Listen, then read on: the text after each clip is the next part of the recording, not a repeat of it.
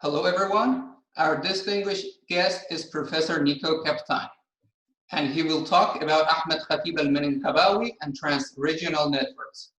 Nico is Professor of Islam in Southeast Asia at Leiden University, the Netherlands. He has held research fellowship in Singapore and Berlin. He has published extensively, among which several books and edited volumes, including Muhammad's Birthday Festival, April 1993, which was translated into Indonesian in 1994, and the Muhammad al-Nafais, a bilingual Meccan fatwa collection for Indonesian Muslims from the end of the 19th century. And Islam and Colonialism and the Modern Age in the Netherlands in a biography of Sayyid Uthman, April 2014, which was translated into Indonesian in 2017. His current research interests are the relations between the Middle East and Southeast Asia in the religious domain, both from a historic and a contemporary perspective. He's a member of the Academic Advisory Board of the Leibniz und Moderne Orient in Berlin and the Netherlands Philemisch Institute in Cairo. He has served on numerous committees within Leiden University. So I would ask Nico to start his lecture. Okay, thank you very much, Majid, and thank you all for showing your interest. I've seen quite a number of familiar names, and it's a pleasure to tell you something about my ongoing research. I will have prepared a PowerPoint. I will share the screen, and I hope you will be able to see it. So the topic is Ahmad Khatib al-Minangkabawi, who lived from 1860 till 1916, and transregional networks.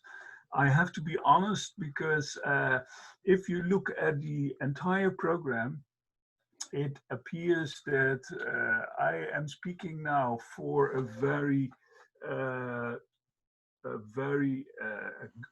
large group of specialists in Quranic studies, actually, but my field is more Islamic studies in general, and Quranic studies are, of course, of interest to me, but the topic of my lecture might be a little bit deviating from the rest of the talks.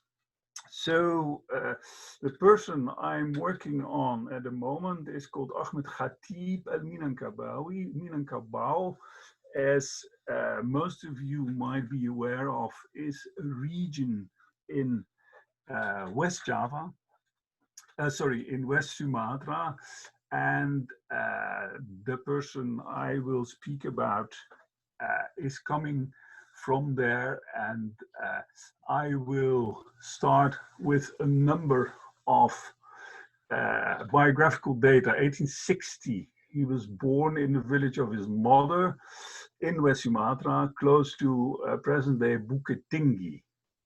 Then in 1870, he departed with his male relatives to Mecca to perform the Hajj, and he stayed there for an initial period of 5 years. And I think it is also good to mention that Mecca, especially at the end of the 19th century, had a large community of people originating from Southeast Asia, and they consisted of pilgrims, but also of persons who, after the pilgrimage, had stayed on to live there. And together, these people from Southeast Asia formed the so-called Java community. And at that time, of course, Mecca was part of the Ottoman Empire. In 1875, Ahmad Khatib returned to his mother, who had stayed behind in Minangkabau, and then in 1877 he departs again by steamer from Padang, the harbor port of Minangkabau, to Jeddah, and he was to stay the rest of his life until he died in 1916 in Mecca. In Mecca, he studied with a number of famous scholars, three persons from the Shataf family who originated from Egypt and who were teaching in Mecca. And the fourth teacher mentioned here is Ahmad Khatib, Ahmad ibn Zaini Dahlan, who died in 1886. Dahlan was a very famous scholar. He was also the Shafi'ite Mufti of Mecca, and he was also appointed by the Ottoman state authorities as a kind of rector of the university in the Masjid al-Haram. So he was the Sheikh al-Ulama, the most important Muslim scholar at that time. And because he was located in Mecca, he was also, because of the Hajj and because of Mecca as an educational center in that period of time, he was also, in a way, one of the most important Muslim scholars at the time in the world. 1879, Ahmad Khatib married with the daughter of a person called Muhammad Salih al-Kurdi, who was a rich man in Mecca. He got... Sorry, was Salih al-Kurdi, I think, a scholar too, or he was only a rich guy? Excuse me, yes, he was a... I mean, Muhammad Salih al-Kurdi was a scholar, religious scholar too? He belonged to the local establishment in Mecca. He was not a real scholar, but he was a bookseller, and he was also engaged in money borrowing. So some people disliked him for being a usurer. The first wife of Ahmad Khatib died, and he married with a second daughter of Salih al-Kurdi, and in 1916 Ahmad Khatib died in Mecca. So here I have listed his professional activities, and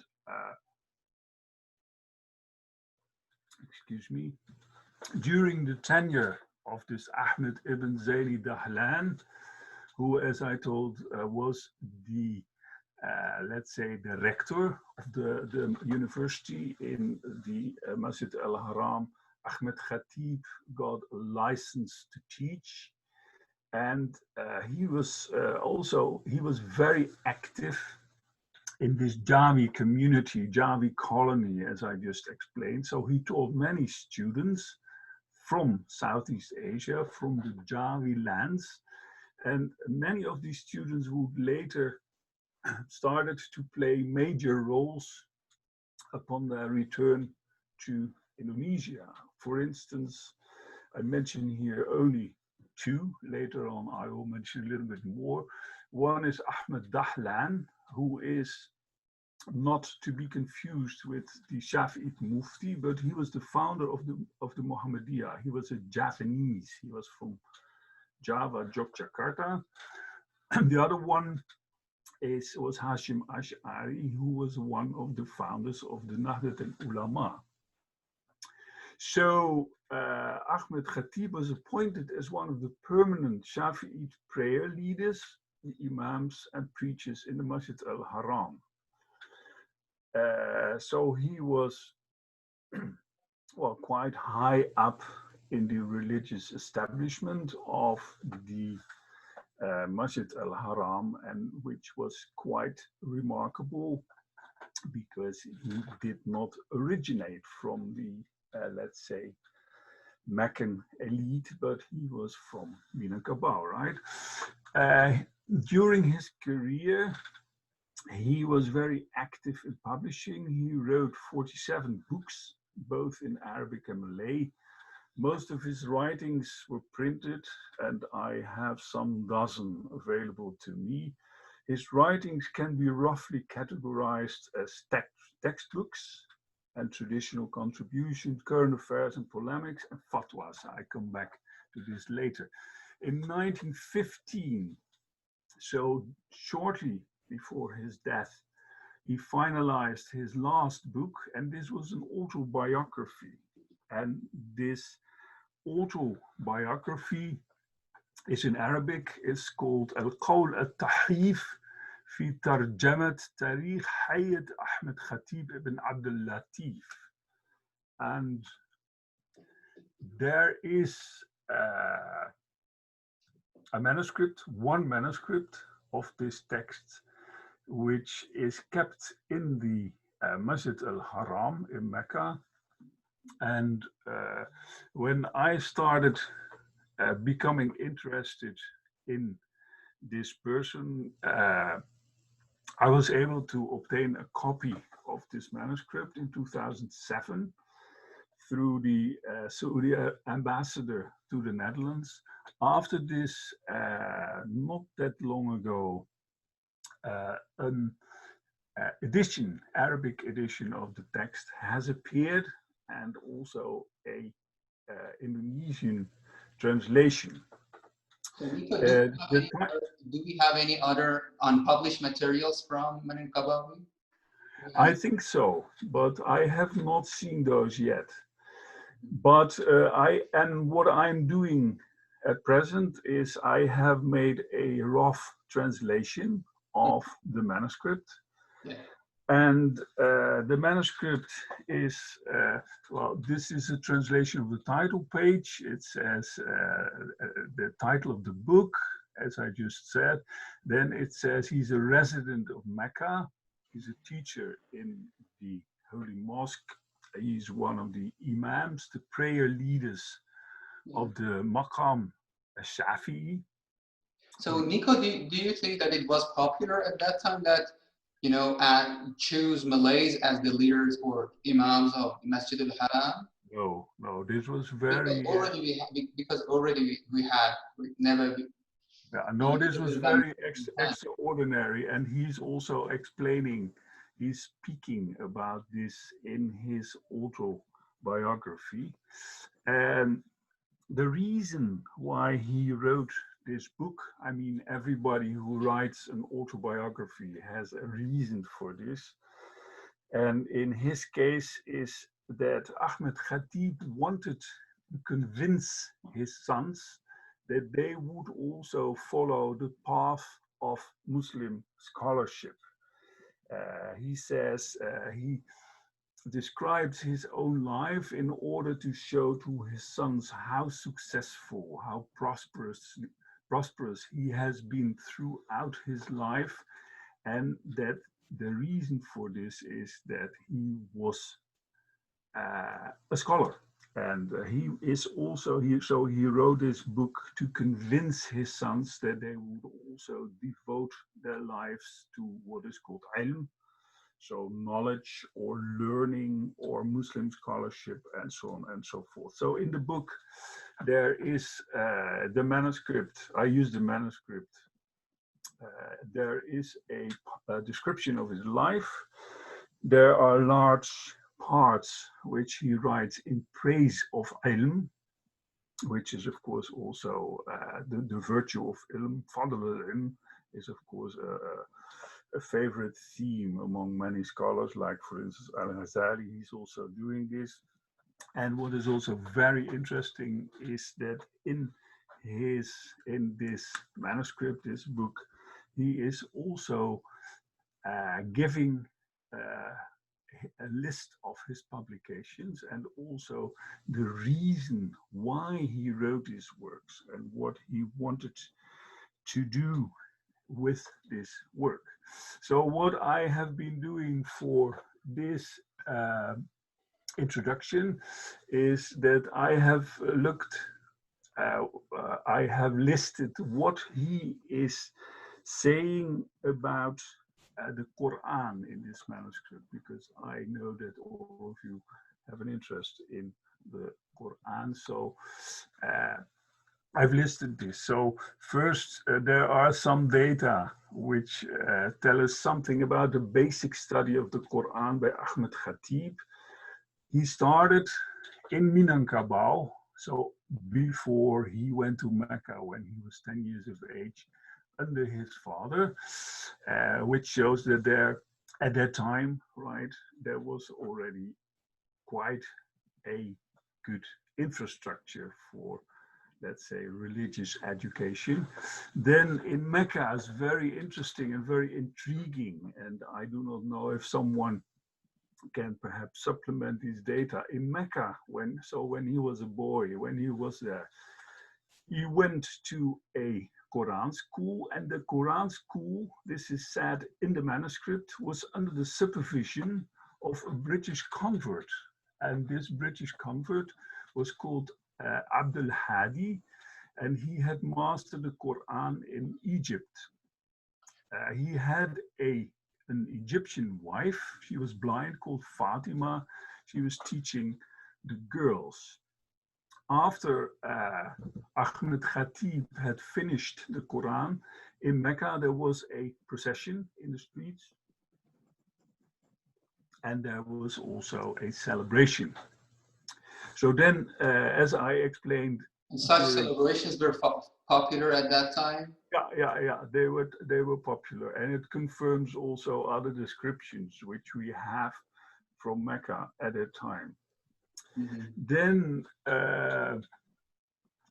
he, as I explained in the biographical data, he returned from Mecca to Minangkabau, and over there he studied approximately 5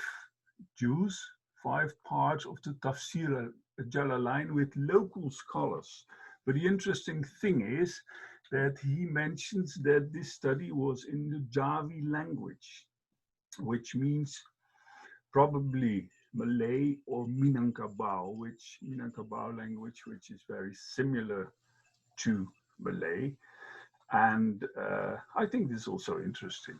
Then the sons, when Ahmad Khatib was in Mecca, he got a number of sons. The sons also got Quranic lessons. Apparently all children had this, but one of the sons got it in a school for the Jawis. So there was a special school for Jawi boys to learn the Quran.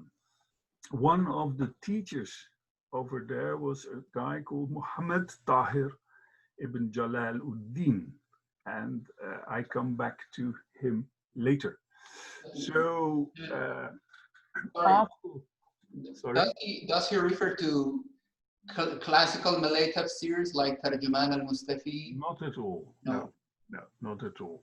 Then when he was back in Mecca, he continued his studies, which I have called here between brackets graduate studies, and under a teacher, Sayyid Abu Bakr Shata. He studied, amongst others, all kinds of fiqh works, you name it. He also studied the Tafsir al-Jalalain again. Then under his other teacher, Ahmed ibn Zaini Dahlan, he studied parts of the Tafsir al-Baydawi. And because this Dahlan is so famous, I have here a quote from the manuscript, which is interesting.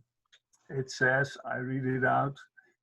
So this is Ahmed ibn Zaini Dahlan. He was a friend of my father-in-law, Muhammad Salih al-Qurdi, who had studied the Quran together with him. The Sayyid, may God have mercy upon him, used to perform the night prayers in Ramadan in the holy mosque during the recital of the entire Quran, while my father-in-law, Sheikh Muhammad Salih, was behind him, so that he, that is Dahlan, could hear him. Because my father-in-law had memorized the book of God beautifully, and he, Dahlan, liked the bearers of the Quran and the people of knowledge. So this is interesting, because we speak here about, as I said, Ahmed ibn Zaini Dahlan, who was one of the most important Muslim scholars, also, let's say, internationally at a time. So then in 1901, Ahmad Khatib started to teach the tafsir al-Jalalain himself in the Holy Mosque, also to a group of Jawi students, so students from the Malay Indonesian world. Do we know their names? Possibly the names? He does not mention their names, no. But from other books, you can reconstruct a number of the names of these students. I will mention one later. Interestingly, Ahmad Khatib wrote a treatise which is unpublished. I don't know if it still exists in manuscript or not. It's on the study of the Basmala. And then in as far as this was related to the tafsir. The title of the book is known through his autobiography. It's called Fath al-Khabir fi Basmalat al-Tafsir. So I've been wondering what this is.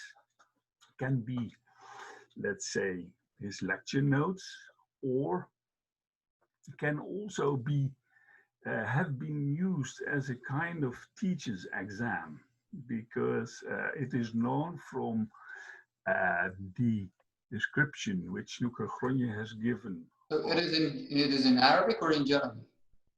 I think it is in Arabic. Okay. But I'm not sure. But it is known from this description of Mecca by Nico Kaptein that if someone wanted to become a teacher in the Masjid al-Haram, or if he wanted to have a promotion, he had to do a kind of examination, imtihan. Yeah. And what they examined, the professors of the Masjid al-Haram examined, was, well, knowledge on the Basmala. Yeah. Because it seems that, well, has been a lot of, a lot of publications, a lot of writings produced on the Basmala, and through the Basmala you can approach all kinds of topics from Islamic sciences. So I don't know what this is. Maybe some of you can give some comments later. So this is another slide.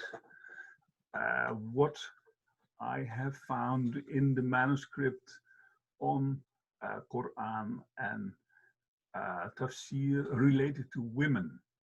So I already mentioned that in Mecca, a female Egyptian blind teacher taught girls in the Quran school of her husband, British convert Abdul Hadi. I would be delighted if someone could give some more information on this. Then 1884, as I also mentioned in the biographical overview, Ahmad Khatib married with the oldest daughter of Muhammad Salih al-Qurri, called Fatima, and she knew the Quran by heart and its recitation. She also knew Maulid poems, and she was able to read and write, contrary to her younger sister, who could not. And her father had given Fatima this education because she was the oldest daughter. So apparently the oldest daughter, well, got a better instruction in religious sciences than the younger children. Then in 1893, Ahmad Khatib gets, who is of course still in Mecca, gets a visit of his mother, who came from Minangkabawi to perform the Hajj for a second time. And then there's another interesting quote. So the mother, may God have mercy upon her, had knowledge of the Jawi and the European script. So Jawi script is Arabic script used for Malay.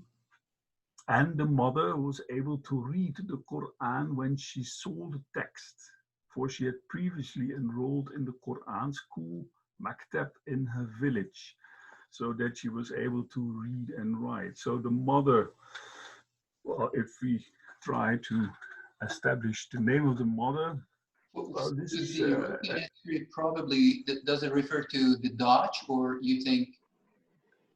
I think so, yes, yes. So we speak here about, let's say, the middle of the 19th century in West Java, and the Dutch were there. There were also Dutch schools, and Yeah. apparently, well, the mother had also learned, well, as it's mentioned here, the European script, but she has also been, well, trained in Quranic studies, right? So this is a kind of an overview of important facts, issues, which are related to the Quran and the tafsir in the manuscript. So now I come to, let's say, some more broader issues, and which also relates to the this more to the second part, the second major theme of these conversations, as you have elegantly called it, Johanna. That is the what is it? The inter-regional networks. So the first question is, what role did Ahmad Khatib play in accommodating the ideas of the Reformists of Cairo? And I'm happy that my friend Professor Amr Ryad is also present here.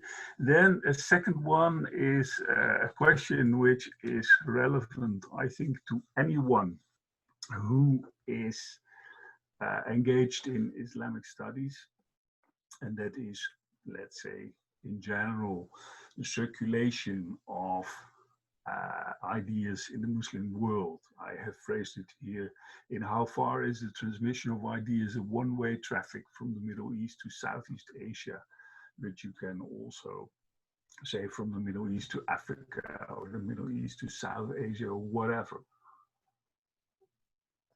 So these two broader issues I want to deal with, and I would like to start with the first question. The whole issue was actually triggered by a remark from a scholar who wrote a standard work on the, let's say, a reformist Islam in Indonesia, 1900 till 1942, scholar called Delia Noor. He published the book first in English, 1973. I think it was a PhD thesis from Cornell. And Delia Noor said Ahmad Khatib allowed his students to study the works of Muhammad Abdu, for instance, the Tafsir al-Manar, so that they were able to better refute these ideas. And I have always been wondering why, where Delia Noor had this remark from, and this is also has also been a remark which has triggered my interest in, let's say, in Ahmad Khatib. So to go more into this is a book which Ahmad Khatib wrote. It's called Al-Khita al-Mardiya, and I have given here a quote from his autobiography, which indicates what the book is about and what the issue is. So I will read it out so that you can read it with me. It reads, "Then one of my students had mastered some knowledge and he had studied the books of Ibn al-Qayyim. There he had noticed that the uttering aloud of the intention, called talaffuz an-niyyah, was an innovation, a bid'ah. Subsequently, he wrote a treatise to consolidate that in the Jawi language, so in Malay, and he sent it to me. When I looked into it and found out that what he mentioned in it were vile words and that he accused the entire Shafi'i school to be mistaken, as well as anyone who said that the uttering aloud of the intention was recommendable. Then I wrote a treatise in the Jawi language, so in Malay, to refute him. I called it Al-Khitta al-Mardiya fi ar-Rad ala man yaqulu bi bid'at at-talaffuz bin-niyyah. So the pleasant route to refute him who states that the uttering aloud of the intention is an innovation, and that was in the year 1907. So this is the booklet. It is kept in Leiden University. It has an Arabic title, but as very often with this type of material, it has an Arabic title, but it is in Jawi, which means it's a Malay written in Arabic script. So the issue is about the niyyah, so the intention preceding the salat. It's a very small issue, and the question is, do you have to, if you pronounce it, do you have to do this inwardly, or do you have to say this loud? And it's a very small issue on ritual, but as there are many other issues, very small. Professor Kaptein, may I ask you a question? What is the year of the publication? Because I can't see it. It is 13/27, 1907. Okay. Yeah. And so it's a very small issue. Like for instance, what you have for instance, the adhan, which can indicate that a particular city or region has become Shi'i, and so on and so forth. What is here at stake is that this very small issue grew into a debate on usul al-fiqh, so legal methodology or Islamic epistemology, if you would like. And in answering the question whether or not this niyyah could be uttered aloud, Ahmad Khatib is going to search for examples within the school of law, within the Shafi'i school of law. And he finds it that according to a number of prestigious scholars from the past, that it is allowed. And on the other hand, so he is, let's say, following the methodology of taqlid. While on the other hand, people who were inspired by Ibn Qayyim, like his student, the student was Haji Abdullah Ahmad, they say, well, there is nothing on this uttering aloud of the niyyah in the Qur'an and the Hadith, so we cannot do it, because if we do it, it's a bid'ah, right? So it's a very small issue. Nico, I wonder, so he paid particular attention to the notion of fiqh. So I wonder if at that time in the 19th century, late 19th century and early 20th century, we have a long debate about Sufism in the Malay-Indonesian world, and mainly Naqshbandiyya. So I wonder if he had a specific approach to Sufis and Sufism. Yes, he had. And he, as I said, he wrote 47 books in some. But many other books deal with Sufism, and especially with the tariqat, the turuq. Yeah. But this one is taking as a starting point this ritual issue, and it is about legal methodology, right? Whether you could follow ijtihad as it has been propagated in Al-Manar and so on and so forth by Muhammad Abdul Rashid Rida, or whether you just remain within the established tradition.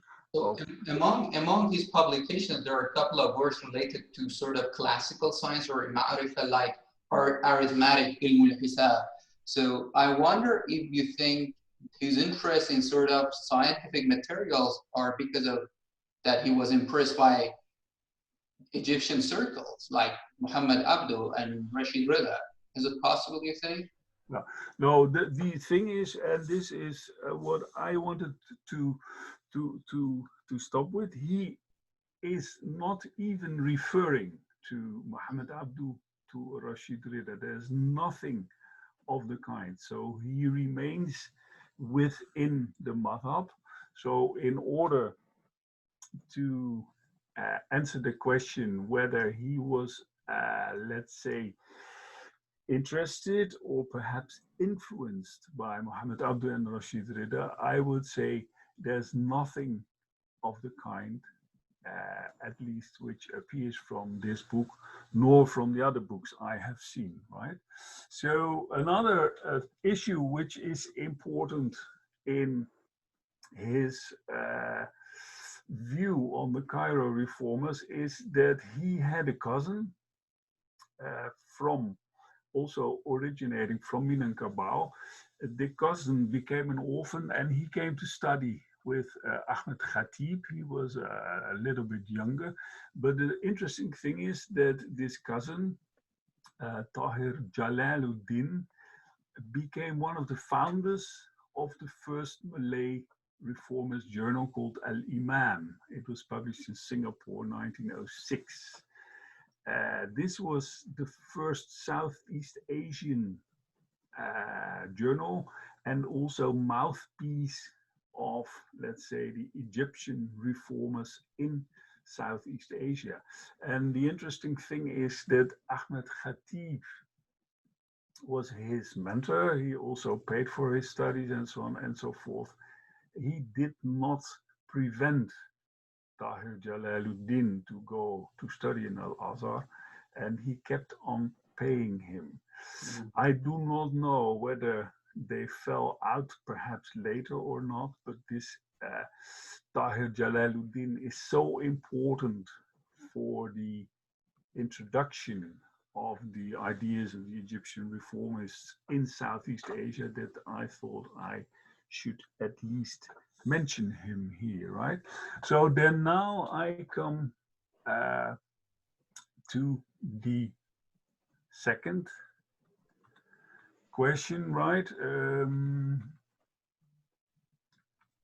And this is the transregional networks. Is it one-way traffic or not? So there is, of course, a lot to say about this.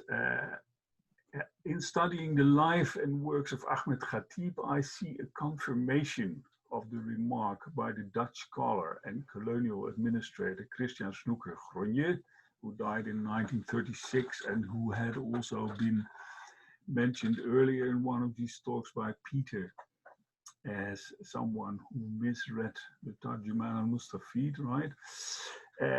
Snoeker-Gronje considered Mecca, and more in particular the Java colony in the Holy City, as, I quote, the heart of the religious life of the East Indian archipelago, right? So, which means that if people wanted, from Southeast Asia, wanted to get religious knowledge, religious scholarship, they automatically directed themselves to Mecca, and from Mecca, scholarship radiated, so to speak, to Southeast Asia. So it is like a kind of one-way traffic. Then, of course, there are also people who think otherwise. And there was a recent article by a person called Mahmoud Koria. I think some of you might have known him in the journal, the Annales, from the famous French journal. He published an article in French. The title is at the bottom of this slide. It is about two Bengal kings from India who had facilitated a law school in Mecca in the 15th century.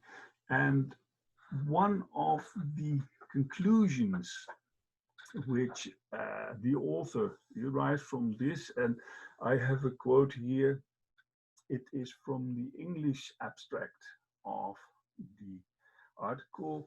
It reads, instead of seeing Arab regions as the sole exporters of Islam and its law, and believers in Asia and Africa as mere receivers, we need to recognize the reciprocal exchanges that existed from the pre-modern period on. The histories of the Bengali law colleges in Mecca shed light on these Afro-Asian Arab interconnections and their role in the formation of South Asian Islam in particular, and that of the Indian Ocean in general. So this is someone who is propagating not a one-way traffic, but really what he calls a reciprocal exchange, and in this case also from a very early period in Islamic history onwards. So I think this is really a very thought-provoking idea, and I don't really have a good answer for this. Of course, you can apply this general idea of one-way traffic from the Middle East to periphery, or let's say, as it's phrased here, reciprocal exchanges between the periphery, which is not a periphery, of course, in this view. For instance, you can also apply this idea to modern times, right? If we restrict ourselves to Indonesia, if we go in Indonesia to the bookstores, we can find a lot of translations from, let's say, Sayyid Qutb, you name it, anyone. If you go to the bookstores in Cairo, you will not find any Indonesian Muslim thinker in an Arabic translation, right? Or maybe there might be some very rare exceptions, but there are not many. So this is, I thought, an intriguing question, which is also relevant, very relevant, I would say, to the study of the tafsir. The answer, of course, is will be very different. Where you look, what region you look, what period of time you look, and so on and so forth. Perhaps what topic you look, but this is what I wanted to share with you. And this is also the end of my presentation, right? I will stop sharing the slides. Okay, thank you very much. Thank you very much, Nico. That was a fascinating talk, telling us more about a possible contribution of Southeast Asian communities in the Middle East, a topic which needs further attention. And so let's invite our discussant, Professor Amr Ryad. He's Professor of Arabic and Islamic Studies, Director of the Lowan Center for the Study of Islamic Culture and Society, and member of the Young Academy of Belgium. Among his publications, there are the highly cited work Islamic Reformism and Christianity, a critical reading of the works of Muhammad Ryad and his associates, April 2009, and a co-edited volume on Muslims in interwar Europe, Transcultural Historical Perspective, April 2016. So, Omar, the floor is yours. Thank you so much, Majid and Johanna, for inviting me to reflect on what Professor Kaptein had just said. Just let me just say something. I mean, Professor Kaptein is not only a senior colleague of mine, he is also one of my former teachers. So this is, I have to admit this. And he has given me the gate to Leiden just some 20 years ago when he was the director of the Indonesian studies program, which also hosted Egyptian students at this time. And we really enjoy discussing such things, and I always enjoy listening to his expertise about Indonesia, and he is the man about that. Actually, I don't have much to say except some clarification to some of the questions which Professor Kaptein has just raised, to open some, ways for the further research. As he said, this is work in progress. What strikes me, for example, when you mentioned Muhammad Saleh al-Kurdi. I think this is very, very important to notify why. Because of him, you have mentioned that he was some kind of banker or some kind of somebody in business, but we have to look at his son, whose name is Muhammad Majid al-Kurdi. And the reason why I asked you about the year of the publication, because the book you have mentioned is published by Matba'at al-Taraqi al-Majidiyah, which is the publishing house of his son. So this is, and also the year of publication notified that 1907, so it means that it was just like some 10 years, 9 years before Khatib's death. So it means that this Matba'at al-Taraqi is very, very essential in that.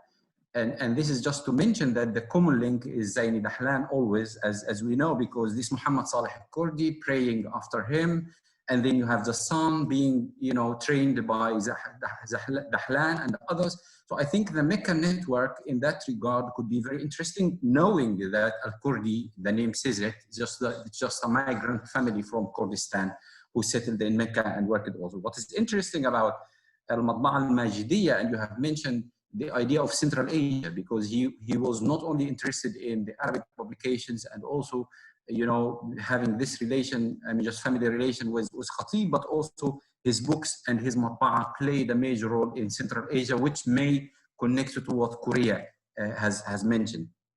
So this is one thing. So on Matba'a al-Majidiyya, I think just to mention another thing, the Muhammad Majid al-Kurdi became the director of education later in the Saudi kingdom in the late 20s and 30s. So his publishing house is still very, very important for the study of the Hijaz intellectual history. This is one thing. The question you have mentioned about this gentleman in Dimyata, or just this British convert coming from Dimyata, I don't know that case. It's very interesting to hear. I didn't hear this for the first time, but just what strikes me, the name Shata. Mm-hmm. And this name Shata, by the way, we have a family Shata in my family, and I know where are they based in Egypt a bit. It was, I mean, just the center for this family was Dimyata. And this is for simple reason, just historically, this family came from the south of Egypt in order to contribute in the Suez Canal projects, and they settled in the Suez Canal region. But what is interesting here, a scholar in Mecca, whose name is Uthman al-Bakri al-Dimyati. And I assume that this British convert, being married to this blind muhafiza, maybe is within this Shatta Dimyati intellectual hub in Mecca. So this is just something that I would just raise for further discussion. Two other remarks which I would like to say, and then I will come up to some questions which I need some clarification from your part. I think the question of Basmala and the question of Niyyah shouldn't surprise us a lot, because this is actually within the Wahhabi doctrine and practices. These are things that still playing a role in the modern debates between, you know, reformists, traditionalists, whatever we can call them. The question of Basmala, Fath al-Khabir fi Basmala tafsir, I have to think about it because I couldn't find, you know, immediate link. But if I look later, you will find that the question of Basmala still occupies part. Look at, for example, Sheikh Sa'di, who is a later generation, who wrote about the Basmala and its role also in the tafsir and Fatiha and all these things. And also the question of Niyyah. These are, I think, relevant debates, and it clarifies why they were not really satisfied with the La Mazhabiyya in the idea of Sheikh Muhammad Abdu, and why he did not concern about these you know, what he sees as just like, you know, superficial, trivial issues. Now, my two questions, I mean, are related to two things, maybe three, if I would just like. The first one is, you have chosen the question of transregional, which is valid. I don't see a point in that. But can you please just like expand the debates a bit? I mean, just if we are we talking about regions, the building of nation states, the colonial times? Is it transnational? Is it a bit global? I mean, where can we see that? I mean, just like, you know, if you could give some clarification about these networks, because these are the questions which historians and global historians are still struggling to define and to know what is it all about. This will lead me to the second point, which is center and periphery, which you have already mentioned. I was just making this note before even you mentioned that, because it's very interesting to see Mecca is now the central hub, which attracts many Javanese and other scholars, and it has become for them the center, while they come from another, what they see their own center, which is not the center of the Muslim world. So is it actually, in the question of center and periphery here, is it a geographical division, or is it more the religious, you know, let me put this way, the religious weight where it is Cairo a center for them, or Mecca, or their own origin? This interesting case could break the debates about that, because okay, if he chooses to stay in Mecca, to be there till the end of his life, I mean, just where to start. And I'm very interested if you could just find, is his family still there in Saudi Arabia? Can we trace them? Or did they migrate back to just seeing that he has married from this Kurdi family? So it's Indonesian Kurdi mixed marriage, which is very, very interesting. The last point which I would like to raise for further debates, the question of readership. It might not be, I mean, just if it is a journal, okay, you could just say, okay, these are the readers, these are the subscribers, and you can make a sense of the question of readership of the things, the more than 40 books he has written in Arabic and Indonesian, and in Malay, I mean. I mean, just was it only for students? Was it for the public? Can we make a division between, okay, the fatwa, it could be just like, you know, for public consumption, and also because he's receiving these questions from people. For polemics, yeah, is it just like, you know, to attract more, I mean, just like followers, people who are just like, you know, convinced by his ideas? And textbooks is I assume for the general, I mean, just for his own students. I think I stop here, and this is actually what I could just collect during the interesting talk. And thank you so much. I have really learned a lot today, and looking forward to read the research as we have promised in our last telephone conversation.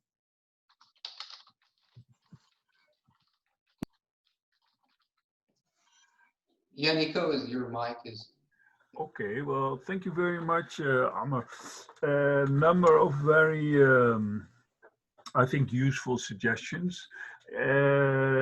Maybe I start with the son of Muhammad Salih al-Kurdi. I mean, it is indeed known that his son was the owner of the Majidiyya press, right?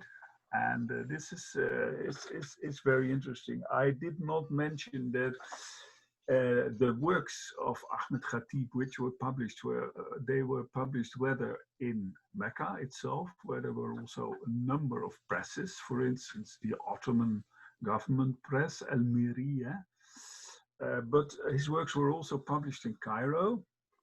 And there are also examples where his books are published in Beirut. And I think this is, of course, interesting if you link it perhaps to the third point you raised, the readership, right? I think it is an interesting issue, and I have been also in touch about this with Professor Rees, who is also here, about the famous publishing house of Mustafa al-Babi al-Halabi, right? Who also published for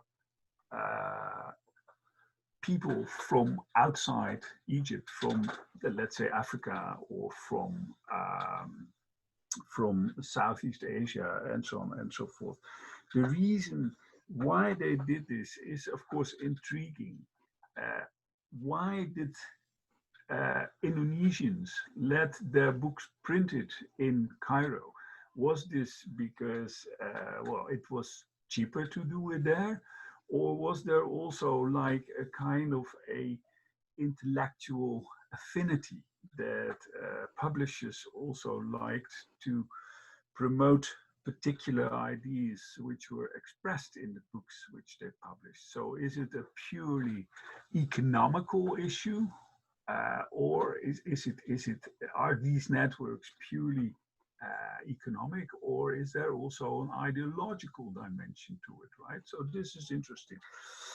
One issue which is interesting related to the remark by Amr on the readership is that one booklet of Ahmad Khatib was published in Beirut. And I think this might have been because it played a role in a very much of an international debate. And this is a debate on which I have already been in touch with Amr about the question of banknotes. Is the anwad in Arabic, can banknotes be used within a Muslim society? Because, well, some people oppose the using of banknotes because they think or they feel that interest might be involved. And there was a large international debate about this. And Ahmad Khatib also published 2 little books on it. And well, one of these books was published in Beirut. And this is his only book, as far as I know, which was published in Beirut. And might be that, let's say, might be that it played a role in the international debates on this. But it is quite a difficult topic. There was a very interesting article on this by Michael O'Sullivan in the one of the latest issues of a Journal of Economic and Social History of the Orient, JESHO. Let me return to other remarks by Amr. Shatta is indeed a name. They originate from Damiet in Egypt. This is evident, but the persons who were teaching Ahmad Khatib had been already for maybe 2 generations in Mecca. The father or the grandfather might have come originally from Damiet. And the suggestion to link this to this British convert whose wife came from Damiet is tempting, but I don't know. It's okay.